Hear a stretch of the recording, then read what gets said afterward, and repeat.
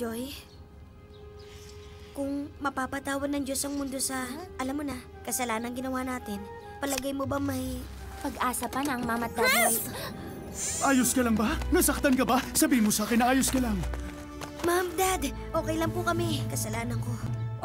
Umuwi kami kaagad nung matanggap namin yung tawag. Natakot kami, anak. Gizmo, paano nangyari to? Dad, kasalanan ko. Hindi ako nakinig sa kanilang dalawa kasi gusto ko pong gamitin yung super search generator mo dahil...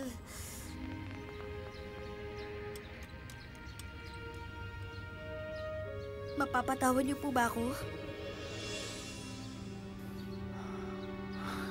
Siyempre naman, anak. Pinatatawad ka na namin ng mom mo. Pero mahal ka namin at hindi magbabago yun. Ang bahay ay bahay lang. Pero ikaw ay anak namin.